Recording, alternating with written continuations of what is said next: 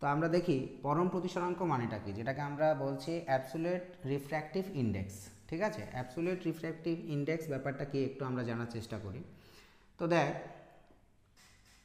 পরম প্রতিসরাঙ্ক হলো, পরম প্রতিসরাঙ্ককে আমরা এরকম বলতে পারি যে শূন্য বা বায়ু মাধ্যমে আলোর বেগ, শূন্য বা বায়ু মাধ্যমে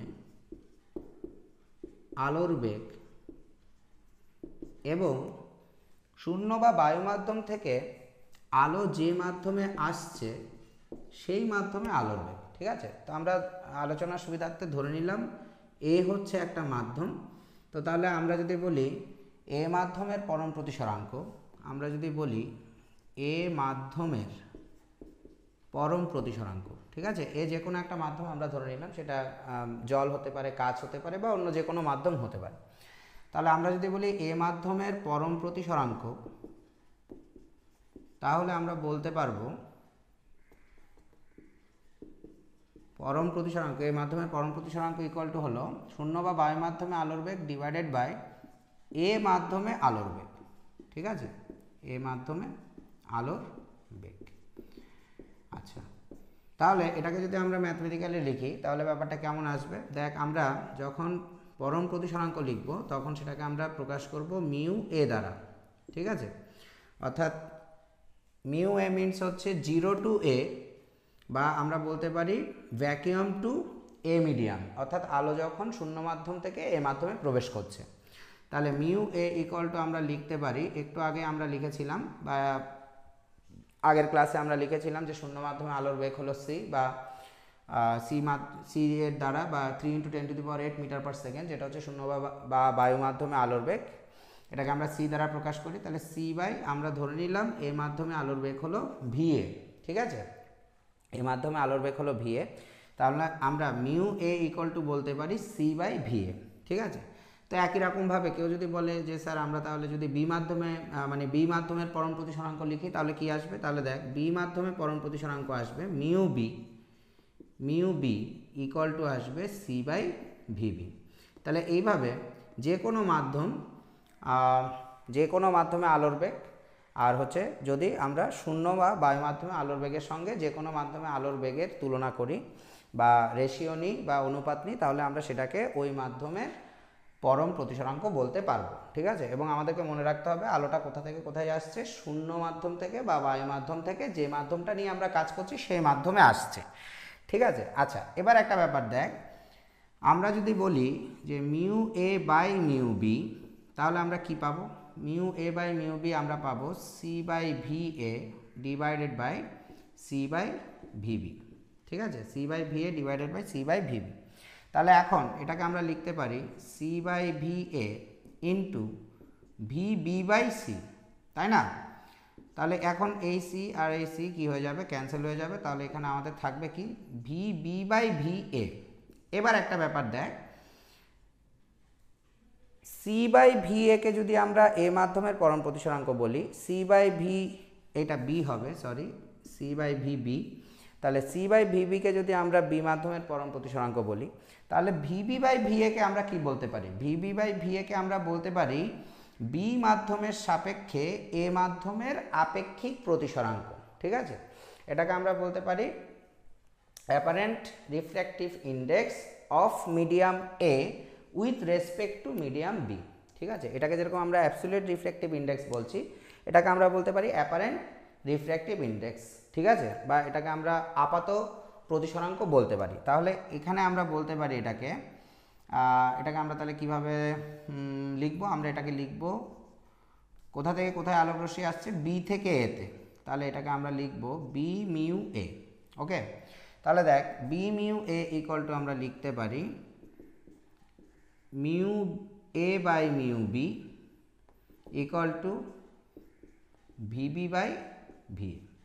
তাহলে এর অল্টারনেটিভ যদি আমরা লিখি, উল্টো করে যদি আমরা বলি যে আমরা যদি এখন মিউ বিকে মিউ এ দ্বারা ভাগ করি, mu B divided by mu A যদি আমরা করি, এটাতে আমরা mu A by mu B করেছিলাম, তাহলে এখানে যদি আমরা mu B by mu A করি তাহলে কি পাবো, এখানে পাবো C by V B divided by C by V A পাবো। ঠিক আছে। তাহলে এখান থেকে আমরা পাবো C by V B into V A by C. তাহলে এখানেও সি সি ক্যান্সেল হয়ে যাবে, এখানে আসবে আমাদের ভি এ বাই ভিবি। ঠিক আছে। আচ্ছা, তাহলে এটাকে আমরা বলতে পারবো কি, এটাকে বলতে পারবো এ মিউ বি। ওকে, অর্থাৎ এ মাধ্যমের সাপেক্ষে বি মাধ্যমের আপাত প্রতিসরাঙ্ক, এ মাধ্যমের সাপেক্ষে বি মাধ্যমের আপাত প্রতিসরাঙ্ক, এটাকে আমরা বলতে পারি। ঠিক আছে। আচ্ছা, এখানে আমরা দেখ চাইলে এটাকে এভাবেও বলতে পারি, এভাবেও ব্যাখ্যা করতে পারি যে ভি এ বাই ভিবি যেটা আছে সেটাকে তো আমরা 1 by V B by V A লিখতে পারি। ভি এ বাই ভিবিকে আমরা চাইলে 1 by V B by V A লিখতে পারি, কারণ এটা হয়ে যাবে 1 into V A by V B, তার মানে সেম এই রাশিমালাটাই চলে আসবে, এই এক্সপ্রেশনটাই আসবে। তাহলে এখন এটাকে আমরা তাহলে কি লিখতে পারি, 1 বাই, দেখ ভিবি বাই ভি একে আমরা এখানে লিখে রেখেছিলাম কি বি মিউ এ, তাহলে এটাকে আমরা চাইলে বি মিউ এও লিখতে পারি। তার মানে তাহলে দেখ এ মিউ বিকে আমরা চাইলে কি কি লিখতে পারি, এখানে লিখছি। তাহলে দেখ এ মিউ বি অর্থাৎ এ মাধ্যমের সাপেক্ষে বি মাধ্যমের আপেক্ষিক প্রতিসরাঙ্ক বা রিলেটিভ রিফ্র্যাক্টিভ ইন্ডেক্স বলতে পারি আমরা এটাকে, অ্যাপারেন্ট রিফ্র্যাক্টিভ ইন্ডেক্স না বলে রিলেটিভ রিফ্র্যাক্টিভ ইন্ডেক্সও বলতে পারি। ঠিক আছে, আপেক্ষিক প্রতিসরাঙ্কও বলতে পারি। তাহলে আমরা বলতে পারি যে এ মাধ্যমের সাপেক্ষে বি মাধ্যমের আপেক্ষিক প্রতিসরাঙ্ক ইকুয়াল টু হলো বি মাধ্যমের পরম প্রতিসরাঙ্ক বাই এ মাধ্যমের কি পরম প্রতিসরাঙ্ক, ইকুয়াল টু এটাকে আমরা আবার বলতে পারি এ মাধ্যমে আলোর বেগ বাই বি মাধ্যমে আলোর বেগ। আবার এটাকে আমরা চাইলে এরকমও বলতে পারি 1 বাই বি মিউ এ আমরা বলতে পারি। ঠিক আছে, দেখ এখান থেকে আমরা এটাকে লিখলাম 1 বাই বি মিউ এ। ঠিক আছে, তাহলে এখানে আমরা পরম প্রতিসরাঙ্ক যেমন পড়লাম, আপেক্ষিক প্রতিসরাঙ্কও কিন্তু একই সঙ্গে আমাদের পড়া হয়ে গেল। ঠিক আছে, তাহলে আপেক্ষিক প্রতিসরাঙ্ক অর্থাৎ অ্যাবসলিউট রিফ্র্যাক্টিভ ইন্ডেক্স আর হলো রিলেটিভ রিফ্র্যাক্টিভ ইন্ডেক্স, এই দুটোর মধ্যে অ্যাকচুয়াল রিলেশনটা কি, অ্যাকচুয়াল ব্যাপারটা কি, এখানে অ্যাকচুয়াল ব্যাপারটা হচ্ছে এখানে যখন আলোকরশ্মি শূন্য বা বায়ু মাধ্যম থেকে কোনো একটা মাধ্যমে আসছে তখন আমরা যে প্রতিসরণটা নিয়ে আলোচনা করব বা তখন যে প্রতিসরাঙ্কের কথা বলবো, তখন যে রিফ্র্যাক্টিভ ইন্ডেক্সের কথা বলবো সেটাকে আমরা বলবো অ্যাবসলিউট রিফ্র্যাক্টিভ ইন্ডেক্স। ঠিক আছে, অর্থাৎ পরম প্রতিসরাঙ্ক। তাই আমরা বলছি শূন্য বা বায়ু মাধ্যমে আলোর বেগ ডিভাইডেড বাই এই মাধ্যমে আলোর বেগ। ঠিক আছে, এবার যদি আমরা আপেক্ষিক প্রতিসরাঙ্ক নিয়ে আলোচনা করি অর্থাৎ যেটাকে আমরা বলছি রিলেটিভ রিফ্র্যাক্টিভ ইন্ডেক্স, তখন আমরা কি বলবো, তখন আমরা বলবো যে না, আলোটা বায়ু বা শূন্য মাধ্যম থেকে আসছে না, আমরা যে মাধ্যমগুলো নিয়ে কাজ করছি সেই মাধ্যমগুলোর মধ্যে একটা মাধ্যম থেকে অন্য একটা মাধ্যমে আসছে। ঠিক আছে, এখন আমি যদি ধর উদাহরণস্বরূপ বলি, উদাহরণস্বরূপ আমরা এরকম বলতে পারি, মনে কর তোর কাছে একটা জলের বোতল আছে, তোর কাছে একটা জলের বোতল আছে, যে কোনো ধরনের একটা, ধর এই এরকম একটা জলের বোতল তোর কাছে আছে, যে এরকম বোতল আমরা ক্যারি করি মাঝে মাঝে জল খাওয়ার জন্য। তো এখন দেখ বায়ু থেকে প্রথমে আলোটা কোথায় আসছে, বায়ু মাধ্যম থেকে প্রথমে আলোটা আসছে কোথায়, ওই প্লাস্টিকের প্যাকেজিংটার মধ্যে। ঠিক আছে, যে পলিমারের যে প্যাকেজিংটা আমরা ইউজ করছি সেই পলিমারের প্যাকেজিংটার মধ্যে আসছে আলোটা, অর্থাৎ সেই প্যাকেজিংটা এই যে যেমন ধর এই যে বোতলটা, জলের বোতলটা, এটা কি, এটা ট্রান্সপারেন্ট, তাই না, এটা ট্রান্সপারেন্ট বা ট্রান্সলুসেন্ট, অর্থাৎ এটা হচ্ছে স্বচ্ছ বা ঈষৎ স্বচ্ছ, কোনো কোনো ক্ষেত্রে স্বচ্ছ, কোনো কোনো ক্ষেত্রে ঈষৎ স্বচ্ছ। তাহলে প্রথমে যে আলোটা এসে এখানে পড়ছে সেটা কার মধ্যে আসছে, প্রথমে এটা এই ম্যাটেরিয়ালের মধ্যে দিয়ে প্রতিসরণটা হচ্ছে, তাহলে এই ম্যাটেরিয়ালের মধ্যে প্রথম যে প্রতিসরণটা হচ্ছে সেটাকে আমরা বলবো কি পরম প্রতিসরণ বা পরম প্রতিসরণাঙ্ক বলবো, কার, এই ম্যাটেরিয়ালের। কেন, কারণ এইখানে বায়ু থেকে ডিরেক্ট এখানে কি আসছে, আলোটা আসছে।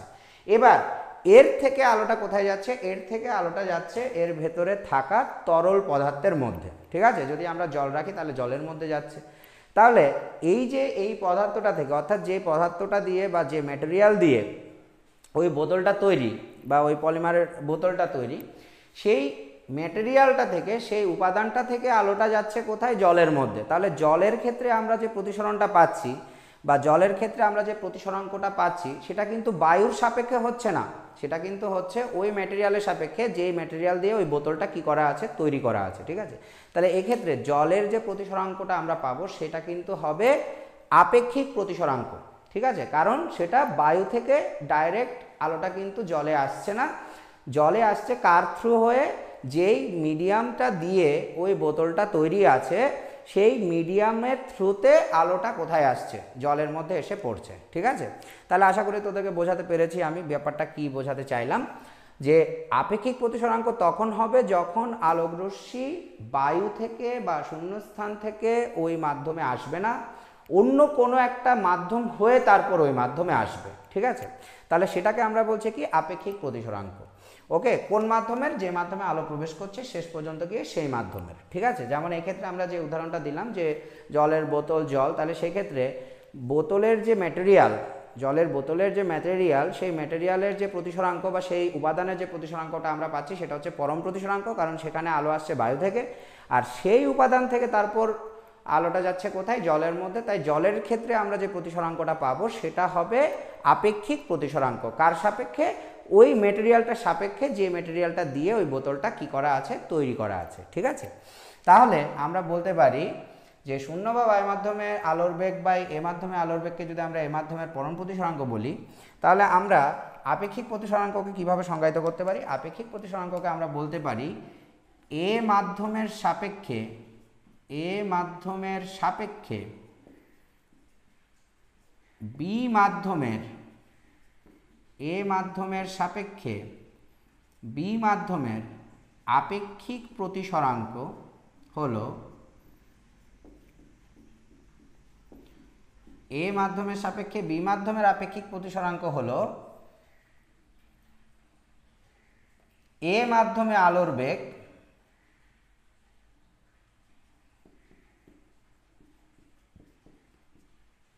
এ মাধ্যমে আলোর বেগ বাই বি মাধ্যমে আলোর বেগ।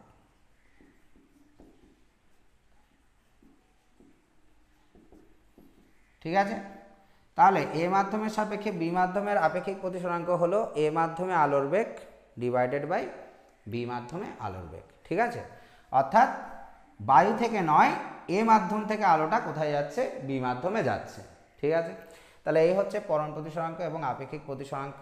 এবং তার সাথে আমরা এটাও বলতে পারি যে এদের দুটোর সঙ্গেই, অর্থাৎ এই পরম প্রতিসরাঙ্ক এবং আপেক্ষিক প্রতিসরাঙ্ক উভয়ের সঙ্গে আলোর বেগের সম্পর্ক, এদের উভয়ের সঙ্গে কি, আলোর বেগের সম্পর্ক।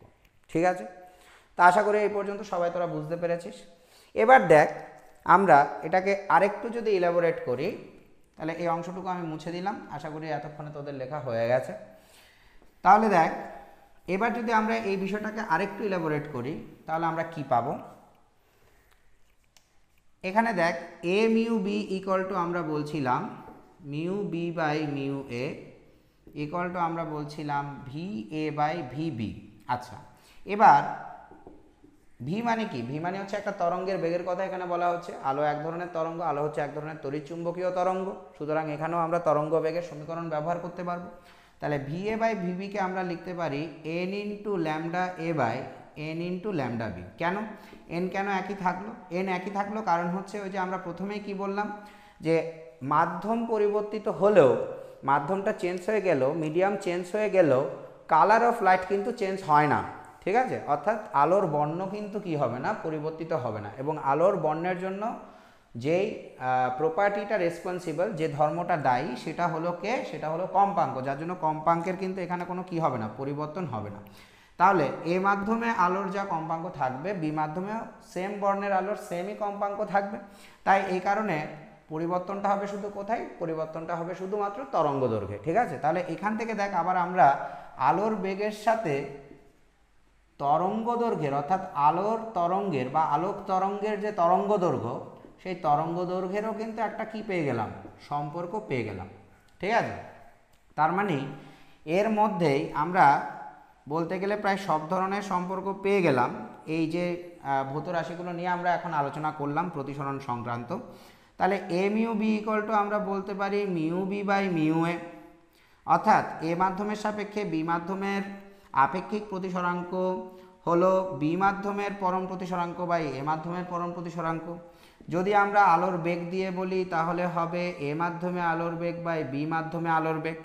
আবার এখান থেকে আমরা বলতে পারি এ মাধ্যমে আলোর তরঙ্গ দৈর্ঘ্য বাই বি মাধ্যমে আলোর তরঙ্গ দৈর্ঘ্য। আবার এখান থেকে আমরা বলতে পারি 1/b মিউ এ, অর্থাৎ 1/b মাধ্যমের সাপেক্ষে এ মাধ্যমের আপেক্ষিক প্রতিসরাঙ্ক। ঠিক আছে, তাহলে দেখ এই একটা ইকুয়েশনের মধ্যেই সবগুলো সম্পর্ক কিন্তু কি চলে আসলো, যেই ভৌত রাশিগুলো নিয়ে আমরা এখানে আলোচনা করলাম। ঠিক আছে, তো আশা করছি তোরা সবাই বুঝতে পেরেছিস। তো আমরা তাহলে এই পর্যন্ত আজকে পড়লাম। এর পরবর্তীতে আমরা সমান্তরাল কাজফলকে আলোর প্রতিসরণ নিয়ে আলোচনা করব।